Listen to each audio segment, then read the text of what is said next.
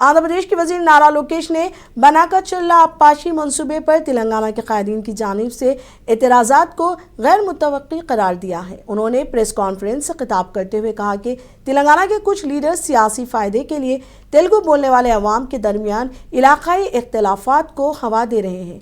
इनका कहना था कि आंध्र हुकूमत ने कभी भी तेलंगाना कालेश्वरम प्रोजेक्ट पर एतराज़ नहीं किया, तो फिर रायलसीमा की ज़रूरियात पूरी करने के लिए पोलावरम पानी लाने पर आंध्र प्रदेश पर एतराज़ क्यों किया जा रहा है।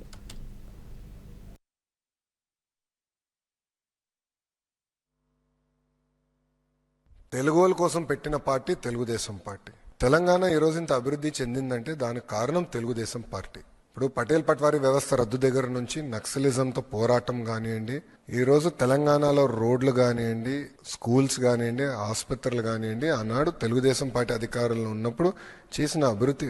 ఈరోజు హైదరాబాద్ ఈ స్థాయికి వచ్చిందంటే ఒక విజన్తో, ఒక పట్టుదలతో మేము ఆనాడు పనిచేసాం కనుకనే వచ్చింది ఈరోజు ఈ స్థాయికి. అన్న ఎన్టీఆర్ ముఖ్యమంత్రి కాకుండా ముందల మత ఘర్షణలు ఎక్కువ ఉండేది. కర్ఫ్యూ పెట్టేవారు హైదరాబాద్లో. ఇక్కడ గుర్తుందా లేదు, సీనియర్లకి గుర్తుంటుంది. ఇక్కడ కర్ఫ్యూలు పెట్టేవారు. ఎప్పుడైతే అన్నగారు ముఖ్యమంత్రి అయ్యారో దానికి ఫుల్ స్టాప్ పడింది. శాంతియుత వాతావరణంలో హైదరాబాద్ వచ్చింది.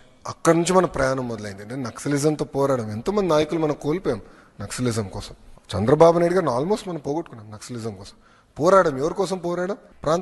రాష్ట్ర అభివృద్ధి, తెలంగాణ అభివృద్ధి కోసం.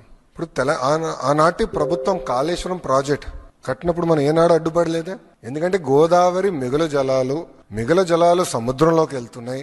సముద్రంలోకి వెళ్లే బదులు మనం మిగులు జలాలు ఆపుకుని మన ప్రాంతం